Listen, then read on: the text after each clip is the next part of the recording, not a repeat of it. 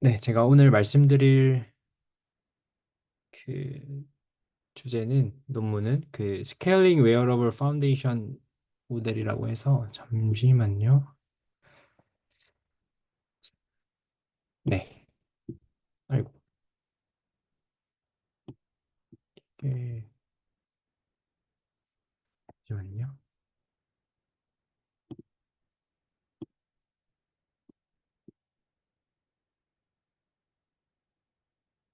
네, 죄송합니다.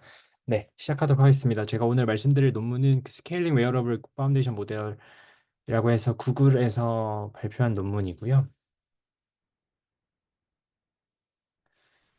먼저 인트로덕션입니다. 그 웨어러블 센서 여기에 이제 웨어러블 제목에 웨어러블이라는 단어가 들어가 있는데 이제 웨어러블 센서 데이터라고 하면은 쉽게 생각해서는 그 워치를 통해서 측정하는 데이터들을 말합니다.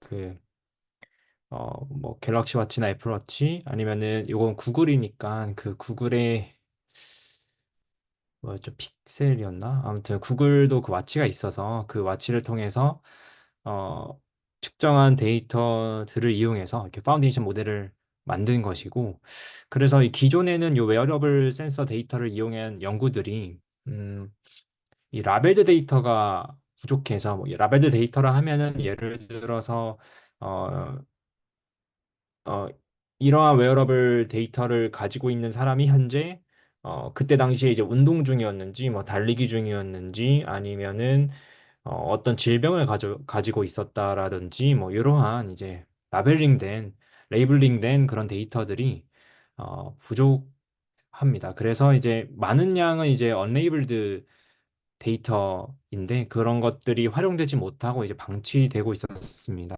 그리고 웨어러블 데이터들을 이용해서 만든 모델들이 주로 슈퍼바이즈드 모델이거나 아니면 디스크리미네이티브한 모델들입니다. 이게 디스크리미네이티브한 모델이라고 하면은 어떤 모델이냐면 쉽게 생각해 하시면 이게 클래시피케이션 모델이라고 생각하시면 됩니다. 그러니까 이 사람이 운동을 하고 있냐 아니면 운동을 하지 않고 있냐 이렇게 분류하는 그런 작업을 수행하는 모델이라고 생각해 주시면 되고요. 어쨌든 그러한 모델들이 대부분이고 요거에 좀 반대격인 모델을 생각을 해보면 그 제너레이티브 모델이 있겠습니다. 최근에 이제 GPT처럼 뭔가를 생성해내는 그러한 제너레이티브 모델은 없고 주로 이제 디스크리미네이티브 모델만 있었다라는 뜻이고 그다음에 세 번째로는 그 슈퍼바이즈드 모델들이 주로 싱글 태스크 그러니까 위에 설명드렸다시피 그 디스크리미네이티브한 그런 클래시피케이션 태스크를 위한 그런 싱글 태스크를 위해서만 학습되고 다른 태스크에 적용할 수 있는 레프레젠테이션을 만들어내지 못한다는 것입니다. 어, 그러니까 뭐 운동할 수 있냐, 운동하고 있냐, 아니냐, 요것만 이제 예측을 할 수 있고, 이 사람이, 뭐, 잠자고 있냐, 아니냐, 또는, 뭐, 질병에 걸렸냐, 아니냐, 이런 것들의 멀티플한 태스크를 위한 모델이 없었다는 거죠. 그 다음에 네 번째로 마지막으로는, 스몰 스터디 파플레이션을 지적을 하고 있었습니다.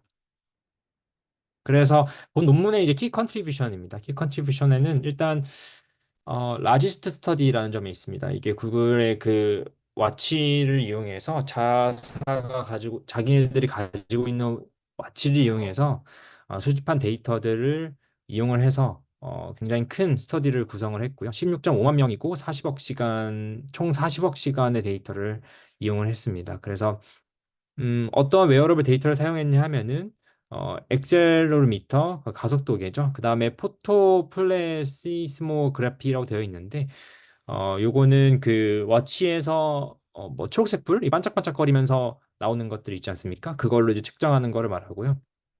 일렉트로 더멀 액티비티 그리고 스킨 템퍼러처 그리고 얼티미터 고도계 이런 것들을 이용했다고 하고 있습니다. 그 다음에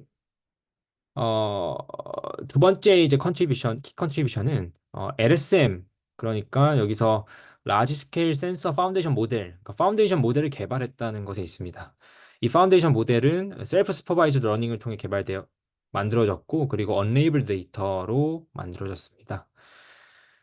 그래서 이 모델이 본 논문에서 테스트한 그런 태스크들은 일단 첫 번째로 제너레이티브 태스크가 있겠습니다. 임퓨테이션, 그리고 인터폴레이션, 익스트라폴레이션인데 임퓨테이션은 데이터를 증강하는 것에 해당하겠고요. 인터폴레이션이나 익스트라폴레이션은 한글로 이제 내삽, 외삽입니다. 그래서 이따가 설명을 상세하게 드리겠습니다. 그 다운스트림 태스크에는 이제 엑서사이즈나 이제 액티비티 레코그니션이 있겠습니다. 그러니까 운동을 하고 있냐 아니냐 뭐 이런 것들이 되겠죠. 그다음에 세 번째 키 컨트리뷰션은 스케일링 로우를 검증했다는 것입니다. 이 스케일링 로우라고 하면은 LLM에서 유명한 이제 로우가 되겠는데요. LLM에서 데이터 사이즈나 아니면은 컴퓨팅 또는 모델 파라미터가 증가할수록 성능이 이제 증가한다. 뭐 이러한 이제 기존의 LLM에서 많이 다뤄져 왔던 그런 스케일링 로우가 이 웨어러블 파운데이션 모델에서도 적용이 되는지 검증한 한 것입니다. 그리고 마지막으로는 이 생성되는 레프레젠테이션이 다운스트림 태스크에 적용이 가능하다는 것을 보였습니다. 그래서 메소드인데요. 아까 말씀드렸다시피 어, 사용된 웨어러블 데이터에 대한 그런 테이블입니다. 상세하게는 뭐 이러한 것들을 사용했다고 되어 있고요. 그래서 아까 이제 포토플레 시스모그래피에 보시면은 이제 그 불 반짝반짝거리면서 측정하는 것들이 뭐 헐트레이트나 아니면은 아래에 쭉 이렇게 복잡한 약자로 되어 있는 것들이 이제 그 심박 변이도들에 해당을 하는 것이거든요. 네, 전부 다 심박 변이도입니다.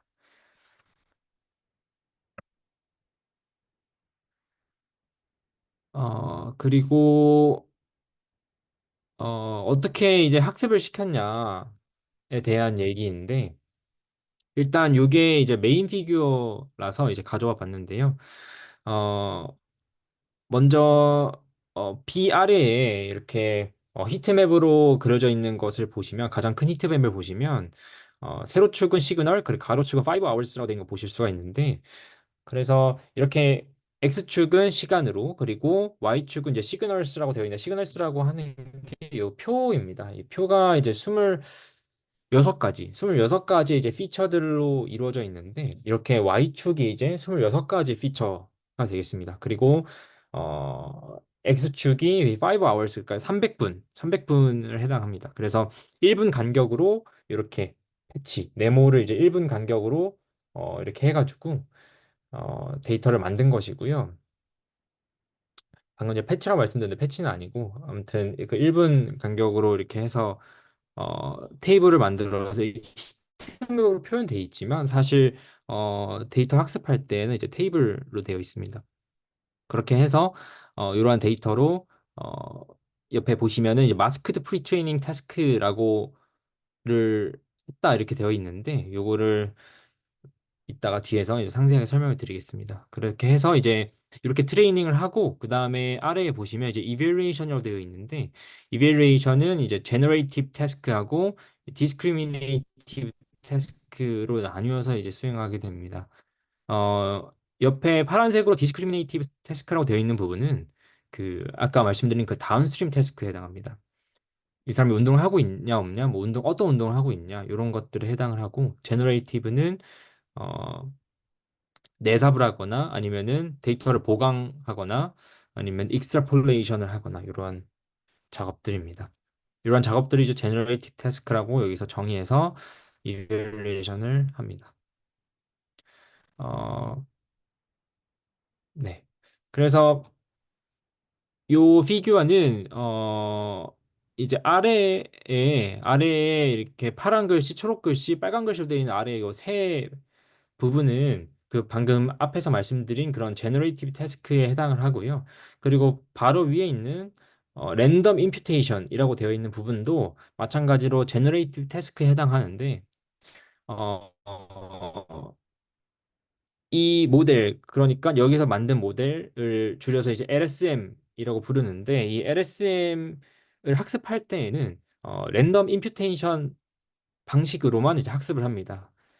그러니까 랜덤 임퓨테이션 방식으로만 학습을 해도 이렇게 아래에 이런 세 가지 태스크, 인터폴레이션, 임퓨테이션, 익스트라폴레이션 이런 세 가지 태스크들을 수행할 수가 있다는 것이죠. 그러니까 이제 이 모델을 파운데이션 모델이라고 부르는 것입니다. 그래서 구체적으로는 어떻게 학습을 했냐 하면은 비전 트랜스포머 기반으로 이제 학습을 합니다. 비전 트랜스포머 기반 학습하고 그다음에 마스크드 오토 인코더 방식으로 학습을 하게 되는데 좀 더 상세하게 말씀을 드리면 일단 비전 트랜스포머가 어떻게 학습이 되는지부터 간단하게만 이제 짚고 넘어가면 기존의 이제 트랜스포머 모델을 그 비전에도 적용을 하기 위해서 이렇게 이미지 여기 아래 보시면 이미지를 어, 이렇게 쪼개놓은 것을 보실 수가 있는데요. 이렇게 쪼개가지고 이미지를 쪼개서 각 이미지 단위마다 그 포지셔널 인코딩을 합니다. 그렇게 해서 포지셔널 인코딩을 하고 그 이후에는 이제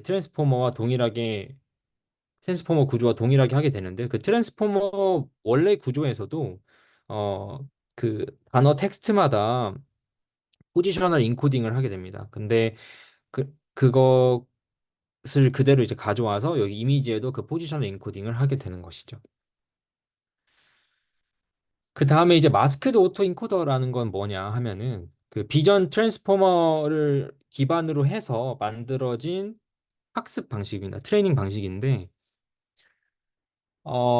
기본적인 골격은 이제 비전 트랜스포머하고 똑같습니다. 근데 이제 학습 방식이 어, 요 이름에 이제 마스크드가 되어 있는 것으로 알 수 있듯이 그 이미지들을 일부분을 이렇게 가립니다. 마스킹을 합니다. 마스킹을 한 다음에 이후에는 아까 말씀드렸던 것처럼 포지셔널 인코딩을 한 다음에 인코더로 들어가서 어, 레프레젠테이션을 이제 만들어내고 어, 레프레젠테이션을 만들어냈으면 다시 그 디코더로 들어가서 다시 그 원래 이미지를 복구하는 작업을 합니다. 그래서 이 이미지가 얼마나 원래 이미지와 정답과 얼마나 비슷한지 이런 것들을 계산을 해서 이제 그거를 이제 로스로 사용을 해서 계속해서 학습하는 방식이 되겠습니다. 그렇게 하기 때문에 셀프 슈퍼바이즈 러닝이 가능하겠습니다. 기존에 있는 이미지를 일부분을 가려서 이렇게 계속 셀프 슈퍼바이즈 러닝을 하기 때문에 어쨌든 그러한 방식이겠고 그래서 음,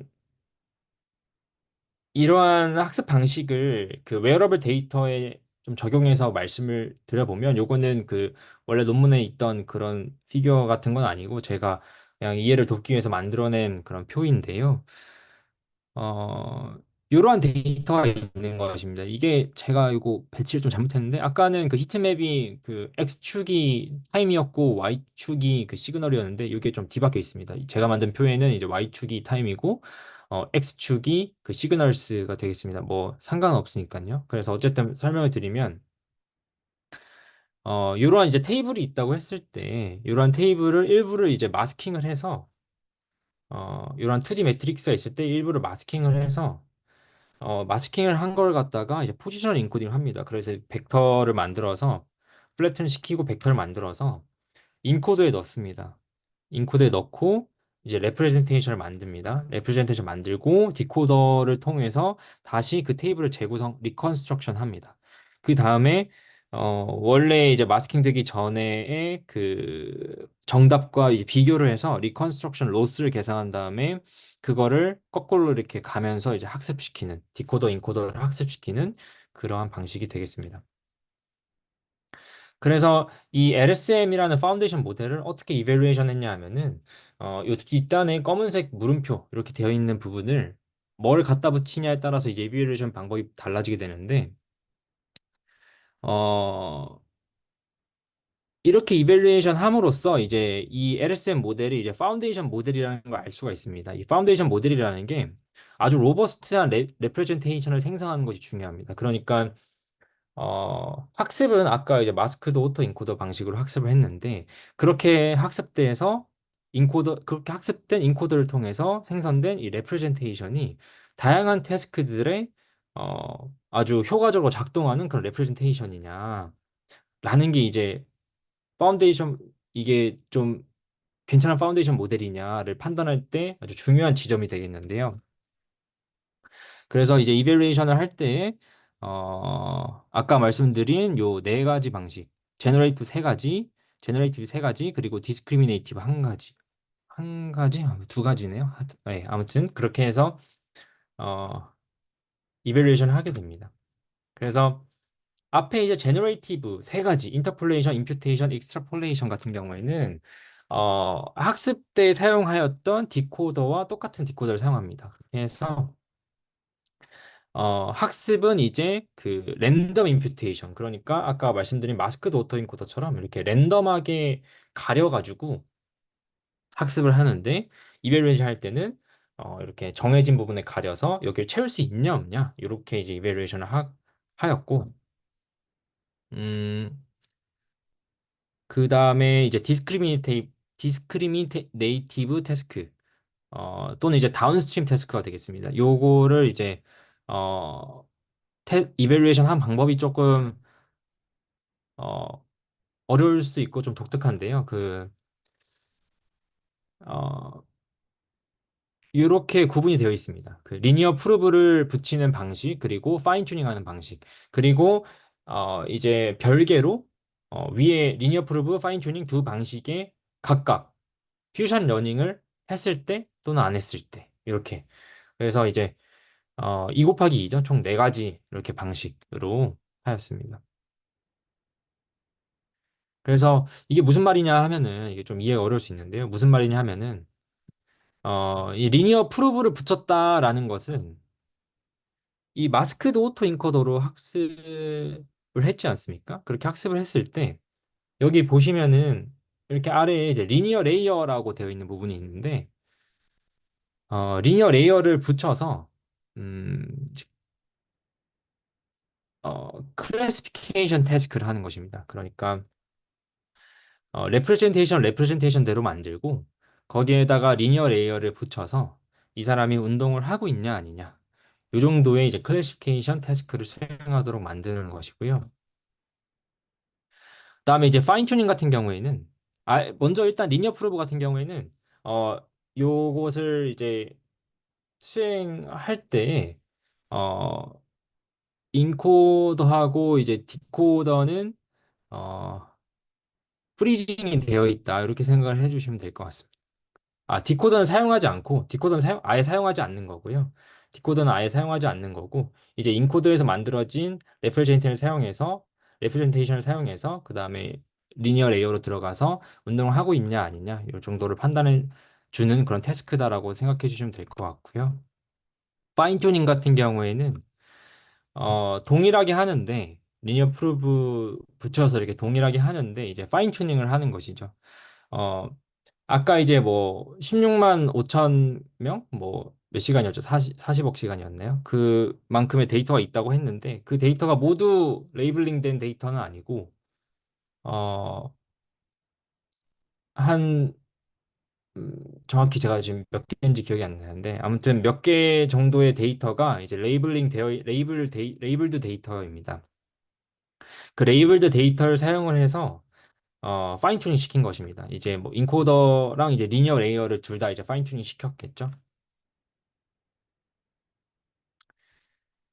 그 다음에 이제 퓨전 러닝인데요. 이 퓨전 러닝이 조금 이제 이해하기가 어려우실 수 있는데, 퓨전 러닝이라는 게 기존에 흔히 좀 접하기로는 그 LLM에서 이제 퓨전 러닝이라는 말을 많이 들어보셨을 수 있는데요. 그 어, 몇 개의 예시를 주고 뭐 그거대로 하게 도와주는 뭐 그러한 것들 이제 퓨전 러닝이라고 하는데, 이제 여기에서 이 논문에서 사용한 이제 퓨전 러닝이라는 개념은 일단 이 리니어 프루브 그리고 파인 튜닝 앞서 말씀드린 대로 이렇게 다 학습을 합니다. 학습을 하고 나서 어 인코더는 이제 프리징을 시킵니다. 인코더는 이제 프리징을 시키고 어 리니어 레이어만 파인 튜닝을 하는 것입니다. 쉽게 생각하면 근데 파인 튜닝을 하는데 그걸 다량의 데이터로 하는 게 아니라 뭐 클래스당 한 4개, 8개 정도의 데이터. 그렇게 하면 이제 총뭐 대충 4, 50개 데이터 정도만 어 퓨전 러닝, 퓨전 파인 튜닝이라고 표현하는 게 나을 것 같은데. 그 정도를 해서 성능 향상이 있는지 보는 것입니다. 그래서 이 논문에서는 성능 향상이 있었고요. 그래서 주장하기로는 레프레젠테이션이 굉장히 좋기 때문에 퓨전만 줘도 성능이 향상된다. 뭐 이런 식으로 주장을 하고 있고, 요 표는 이 리졸트는 전체적인 결과입니다. 전체적으로 뭐 기존 모델보다 나아졌다 이러한 얘기를 하고 있고, 이제 아래에 그 제가 빨간 형광펜 해놓은 그 슈퍼바이즈드라고 되어 있는 부분이 있는데, 이 슈퍼바이즈드라고 되어 있는 거는 이제 비교 대상입니다. 비교 대상인 모델이 있는데 이게 비전 트랜스포머입니다. 비전 트랜스포머는 애초에 슈퍼바이즈드로 어, 학습이 되거든요. 그 마스크드 오토 인코더 방식을 사용하지 않는 거는. 그래서 이제 슈퍼바이즈드라고 되어 있는 게 이제 비전 트랜스포머고, 그거보다 이제 더 나은 성능을 보였다 이런 얘기입니다. 그 다음에 아까 이제 키 컨트리뷰션 중에 그 스케일링 로우를 검증했다 이런 것도 있었는데요. 그 데이터 사이즈가 증가할수록 성능이 좋아졌다 이런 것도 이제 검증을 했고, 그다음에 어블레이션 스터디인데 여기 좀 빠르게 말씀드리겠습니다. 어블레이션 스터디는 그 마스킹을 얼마나 하냐, 그러니까 학습할 때 그 마스킹을 어느 정도의 비율로 할 거냐 해서 이제 80% 정도 했을 때 가장 좋은 성능이 나왔다 이런 거고, 마스크를 이제 어떤 식으로 이제 마스킹을 할 거냐, 이제 랜덤 마스크를 했을 때 가장 좋은 성능이 나왔다 이런 거고요. 그다음에 요게 저는 조금 흥미로웠는데요. 그 Y축이 아까 시그널이라고 말씀드렸지 않습니까? 그 Y축의 순서를 바꾼 것입니다. 그 센서들의 그 웨어러블 데이터 26가지 순서를 바꿨을 때 그게 이제 클러스터 됐을 때가 가장 좋은 성능을 냈다. 이제 클러스터라고 하면은 비슷한 같은 카테고리는 이렇게 뭉쳐놨다 이런 뜻입니다. 네, 그 다음에 뭐 모델 사이즈나 패치 사이즈에 대해서 어블레이션을 진행했습니다. 그래서 제가 이 논문을 읽으면서 좀 얻어갔던 거는 어, 그 타임 시리즈에다가 또 멀티모달인 데이터를 트랜스포머에 이러한 방식으로 넣을 수 있겠구나. 이게 되게 교과서적인 방식으로 되게 제시가 되어 있어서 좀 읽어볼 만했고요.